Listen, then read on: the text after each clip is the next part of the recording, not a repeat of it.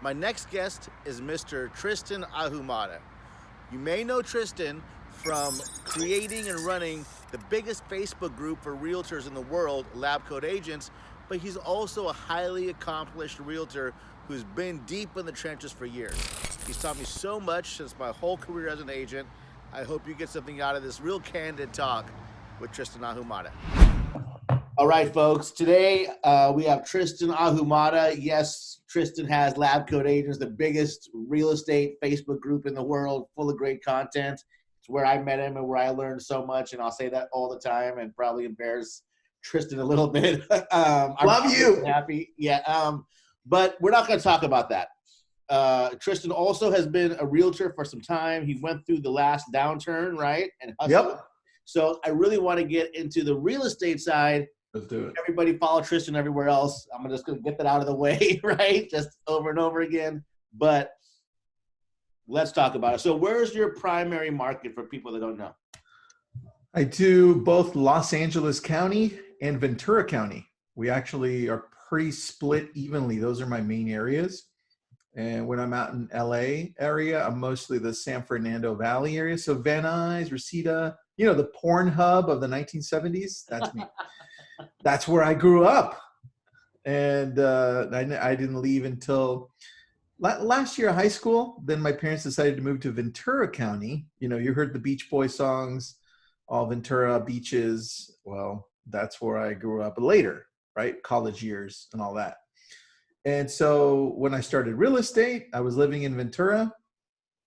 I just finished college and I'm like, well, why not do both since I grew up in both areas? And then I've done both since. Malibu, Calabasas, Westlake Village, all these places you see on TV. Those are the places I work in, which is kind of cool, no? It's totally cool, man.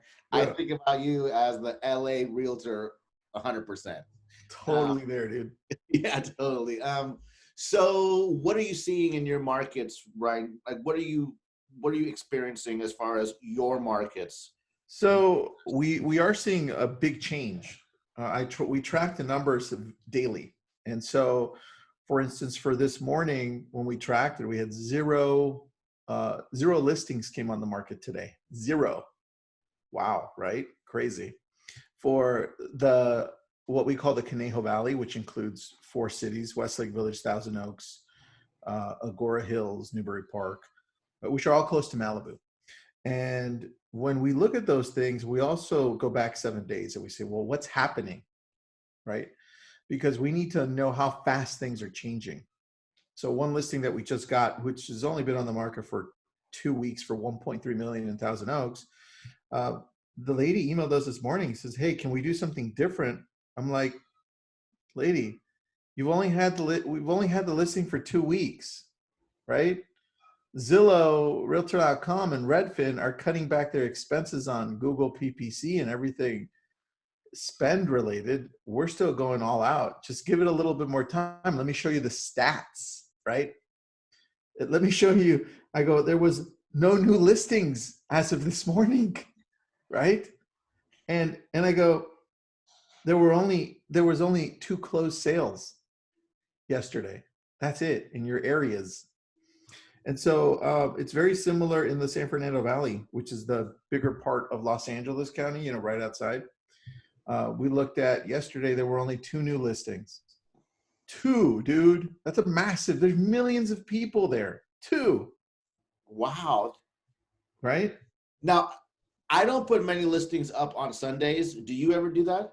Yeah, we usually do every year now and then. Not too many. I mean, I do maybe 5%. So that's why I asked. Yeah. So you see mostly all the listings will start coming out during the week, Monday through Friday. It's true. But still to have 0, it's kind of impactful for some people, right? So yeah, we do keep track of those things so we're able to let our clients know. I mean, but if we're looking at closings too, not much out there. Dude, nothing, right? I mean, that's quiet. So what are you experiencing as far as the agents on your team? What kind have you experienced any change, like offers, escrows? Yeah, definitely. We went from having like 20 something escrows open, right? To now having a lot of them closed. But some did fall out though, right? Some did fall out, which is crazy. and everybody experienced it. And now we've got probably like only 6 open, right? So it's a massive difference for us. That's like, what is that in percentage wise? That's like, I'm down to like 25%, dude. Yeah. Which is crazy. So, but it's reality. But the good thing is we are shifting quickly. And I think the challenge is, even though we're shifting, Suneet, the consumer still hasn't shifted, right? And the consumer is even though they're adopting technology like Zoom and all these other awesome platforms to virtually connect, some of them are unemployed, right? Yeah. So that narrows down who we can target. So here's some things that I'm telling my agents to do. Number one, perfect. Yeah, perfect. So the number one thing I'm working on a daily basis is the mindset, because I know they're being bombarded by news feeds, by their family, by whoever they're influenced by, television, audio, or in person or phone. And so it's my job to do this for our brokerages, for our teams, for our agents locally, to make sure that they're receiving information from me that's, number one, realistic, right? I'm real about, like, I'm telling you, hey, look, people are suffering, people are out of jobs, but also I'm solution oriented. So I'm bringing you solutions. So I'm saying things like, look, guys, over the last 3 weeks, so we haven't been sitting on our asses. Over the last 3 weeks, we've been testing out lots of different things. One of the things that we're testing out is online buyer seminars, right? In online buyer seminars, I've had to go into the back end of Facebook and create the ads myself. I went on Canva. I did everything from step by step to everything. Fucking lead ads, questions asked. Wow. Connected it to Follow Up Boss and connected it to Zoom through Zapier, all that, just so I can test it out and see if this works, and then see if people are going to show up. First week, because I did it wrong, I had one person show up, and they left 6 minutes into the presentation, which was terrible. Next week, I had 58 people.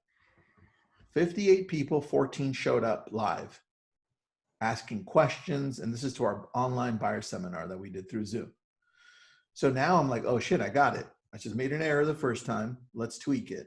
Then I go to the team and I'm like, this is what we've got. Now this is what we do. Let's mark it here. This is how much the spend is, not very much. You can see how it works on Facebook. These are the ads. We create a page, right? And then we do the same thing with virtual open houses. You've seen those, right? Those are a little more prevalent. But virtual open houses, you can do them as events or as premiere on Facebook, right? And then we're telling our agents also, dude, I don't want to fucking hear anymore that I'm allowed to curse here or no? Yeah. Fuck yeah. Sorry for you. I never remember where I'm at. Well, I'm going to post it on Lab Coats anyway. Okay. So I always tell people, this pisses me off, dude. Oh, I finished calling my past clients in Sphere. I'm like, okay, here's your little fucking gold star. Now what? Go do something else, man. Go do something. Yes. You're gonna sit on your hands and be the one that takes yourself out of business. All these people talk about Zillow and Redfin and everybody. Oh yeah, we're scared of them, but it's the agents that are taking themselves out of this business. Dude, 100%. 30% of my agents are MIA. You know, dude, and it goes down to this. Here's where I'll get a little bit deeper with you on this, but here's what it comes down to, and people don't realize this. It comes down to what I call your operating system, right? So we've all got operating systems. You got the Mac, the iOS, you got Android, you got all this stuff. And we operate as humans in multiple different ways, but we never take time to realize purposefully what's our purpose, right? What's our life? What are we supposed to be doing? And you see, when times like this happen, like you've seen me go through shit with the whole bus thing, right? When things go down like that, all of a sudden, you don't know what to go back to because you've never thought about what you really stand for, right? But if you know what you stand for, and if you don't, this is the time to go and look back and say, what do I stand for? Who am I, right? Who am I? then you look and say, got it. I know who I am. I know what my purpose is. So this shit that's happening right now, it's okay. It's part of life. And this is how I'm going to react to it because this is who I am. This is what I stand for. And most people don't have that. Most agents don't even know what the hell they're in this business for. Right? So if you take right now, this time to think, why am I doing this? Right? What is the purpose of this?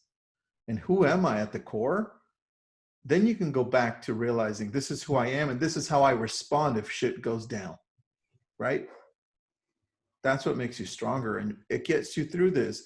But a lot of people curl up, dude. Look at all the people curling up and not knowing what to do. Yeah, a ton. Right? And they're just like in 2008. They're going to put themselves right out of business, man. Exactly, because they're not solution oriented.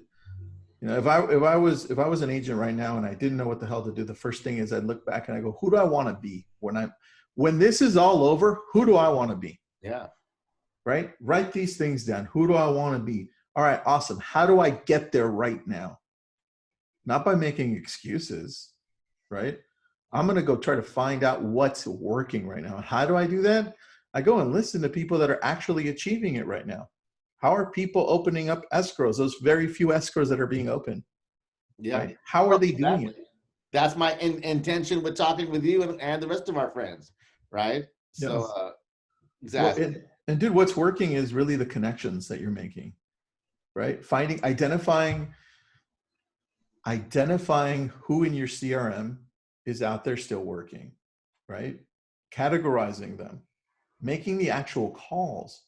I'm hearing people telling me that for sale by owners, you shouldn't be calling them. You shouldn't be calling expireds. Look what happened in New York. They tell me you can't even cold call, right? And that's because there's stupid agents out there calling and saying, hey, is this Suneet? Yeah. Hey, Suneet, is your home still up for sale? I saw it on Zillow. Are you still trying to sell it as for sale by owner? Yeah, awesome. When are you going to choose the right agent to sell your home?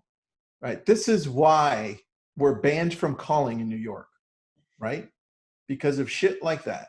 Yep. So you have to now change your approach and change your thought pattern and say, okay, how can I call? Got it. It does work. Let me call Suneet. Hey, Suneet, this is Tristan with Keller Williams Realty, man. Look, I saw your home listed as a for sale by owner. Just want to make sure that you are still trying to sell it. And Suneet's like, yeah, I just put it up. I've gotten a few calls. Awesome. Look, Suneet, I'm not calling to get the listing from you. I'm actually calling because we've sold some homes right now in this market and it's a different world. And I'm going to send you an email kind of to break down exactly what we're doing so that you can do the same thing. You don't even need an agent. I'm doing this to help out all the other agents that may see your home. I don't want this to spread. So you'll see some of the virtual tours that we do, some of the websites that we use, and we even connect through Zoom. I'll even connect you to the escrow and the title person that we use that's still working right now. And if you find a buyer that's thinking of possibly buying your home, I'll also send you a lender that does everything virtually. Is this your current email that I have at suneet@gmail.com? Yeah, that's it. Awesome. That's how you do it. Killer. Are you seeing much of activity with FSBOs? Yeah, dude, there are some people that still want to sell. The question that you have to ask at the very beginning, because you don't know how long it's been listed in that portal, are you still looking to sell in this market? I don't know if you already did or if you took it off. So just approach it that way. And then when it comes to expireds, it's very similar. You just have to put heart into it, right? A lot less sell, a lot more heart, and approach it very similarly. That's if you're doing those things. But don't fucking tell me that shit doesn't work. That's the thing I don't want to listen to. Dude, I mean, Dan this weekend took our 3 agents on my team, Dan, Nirvan, and Jasmine, of course, got leads either on Friday or Saturday and got them in escrow by today. I love that. 3 different agents did that with leads in the last 3 days. Number one, how often does that ever happen? Dude, I'm telling my agents, hey guys, look, anybody who's looking right now, who goes out and sees homes is serious. Yes. They're like the best buyers you can have right now. Absolutely. Because we're also getting them all pre-approved now right up front, which we always should have done, but we never did. because that just costs us money, right? I mean, true, dude. I think not all sellers are really at that spot yet. They're not. They're not. You're right. They're not.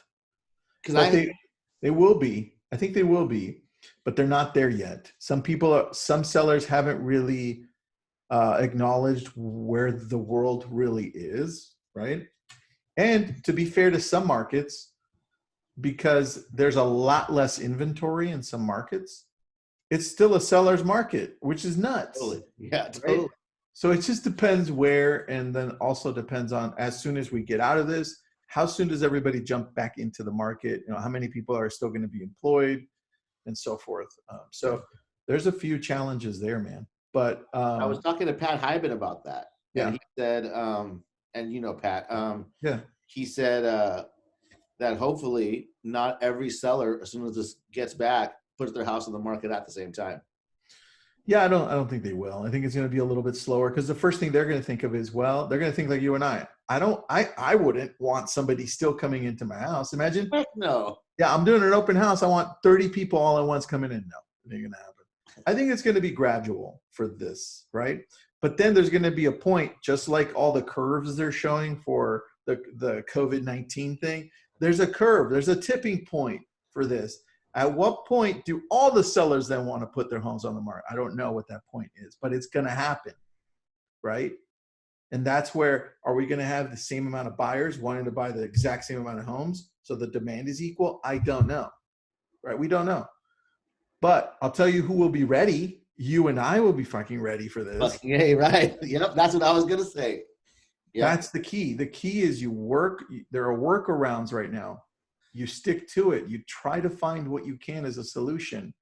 But at the same time, you keep going. You keep moving forward, because if you don't, you're going to fall to the wayside. And when this all turns around, you're going to be the one that doesn't catch up, because Suneet and I and our teams are ahead. Yep. That's why. My focus for business has been just build my inventory, man. Just build my inventory. That's key. I love that. So either way, and just keep the realistic conversations with the sellers is, you know, we put 2 houses on the market every day last week, and we have, you know, 1 or 2 listing appointments every day this week. So, and I'm not going on them. I wanted to, but Christine said no. She says no. Yeah, well, you got a little baby, so it's tough. So, so I just say, look, like, here's what's going on. Let's see what happens. If we need to take it off in a couple months and put it back on, all good. That's it, man. That's it. The thing is, we don't know what's happening next. So we have to be doing things in the market to at least keep our ears to the ground to understand what's happening. Because as things shift and you're not ready, you won't know what's happening. Yeah. Right? It changes every day, right? Yeah, multiple times. I just saw that LA city workers just got furloughed. I know, man. What the hell? What's that even mean? I don't even know. I just don't even know. I mean, how many? What? Right? I know there's a lot less activity out here, but still, you know, we're right in the middle of it. And if anything, California is probably going to be the last one to get out of this. California and New York, right? Because we're actually sane, and we're like, hey, we're not like Florida. If anybody from Florida is listening out there. Although, do you see that there is protests this weekend? And guys, listeners, today is 420, but there were protests this weekend in San Diego, Huntington, and there's a big one right now in Sacramento, and no one's wearing a mask, right? I did see that, which is interesting. I mean, because at some point, dude, it's going to happen again. We don't know when, but there's going to be a lot of people that are just tired of this, right? And saying, you know what? What's happening to our economy? Is our economy worth some people dying, right? And you know what? That's not up for me to decide. I'm glad I'm not deciding on that. But yep, exactly. When is that, right? I don't know. And I don't think anybody knows. And how far into this is it? Do we come to the point where it's like we can't get back to normal as fast as we want it, right? It's already heading there. I don't even know when it's going to happen. But oil, dude. I mean, oil is $0 a barrel. Which is insane. By the way, I was talking to Justin Haver on Friday. Yes, and he's the one that told me about it. Yeah. Yeah, I didn't know that the Canadian dollar was tied to oil. So that's why it's so disproportionate right now to the US dollar. But Justin, I talked to him yesterday. His team is doing just fine, man. Right? Yeah, very true. And look, a team like his runs very similarly to mine, where we're running off of Facebook lead ads, Google PPC, referrals, and Sphere, right? And so Google PPC is working just fine, and so are Facebook lead ads. Yeah, they come in early in the stages. They're not like Zillow leads, right, which are more ready now, but some of them are ready. Yeah. And those that aren't, we nurture still. It's the same way, just a slightly different approach in your dialogue. That's all. And since I have almost all the portal leads in Sacramento now, those leads, almost all of them, those leads are converting well. So last question for me as a brokerage owner and team leader, what advice do you have? The more present you can be and the more communication you can have with your offices and your teams, the more they'll appreciate you and the more they'll feel certainty. The biggest challenge that I see right now is that there's so much uncertainty. And for most people, right? Most people that are not in leadership positions, they don't live in the uncertainty that you and I live on a daily basis, because you and I, we put in a ton of money a month, right? We do things ahead of most people, and it's always with the uncertainty that we don't know if it's going to pay off. We don't know how this month is going to go, right? And with that, we live in this uncertainty daily. We've gotten used to it. We've created habits around it. Now with that, most people haven't. They don't live in the same world mentally that you and I do. So if we give them clarity through communication and the certainty that, look, things are not okay, but here are some solutions to what you're currently facing. And I'm not saying that things are going to be amazing for you. No, fuck no. You're going to have to work double and sometimes triple the amount that you're working to get even close to the results that you were getting before. Close. May not even be the results. But that certainty has to come from us, even though we're still living in uncertainty, Suneet. So I would highly, highly recommend and push that you do this consistently, like every day, meet up, call. Every day, meet up, call. Because you and I are used to it. Huddles every day, and even with the brokerage agents, once a week, when before most agents in the brokerage who weren't on my team, it's the typical independent agent who says, oh, I don't need to go to the meeting, right? No. The attendance is really high now, and that's been great. Staff huddle every day. And something that Chep made an idea to do, he said, look, all your communication with your agents now, make it via video, because it'll just encourage them to communicate to each other in that same medium. Yeah, always, dude. That's what we do, video, Zoom, or any other way. And one thing that I do recommend is that also you reach out to your staff as well. Let them know they're okay, right? Because that's the first thing I did, because some of them were freaking out. I'm like, hey guys, first week, we're okay. I'm cutting expenses, but I'm not cutting you, right? Love you guys. I cut about 8 staff members. But after that, you're like, hey, you guys are okay, right? Yeah. So good. You do that. And then the same thing with the agents. They need to understand that you're going to be there for them. Sometimes you may be saying it, but they don't clearly understand it because it's not clear, right? Hey guys, I'm not going under. You guys have a place here, right? I think that needs to be communicated as well. So good. Bonus question. This is the fun one. Shoot.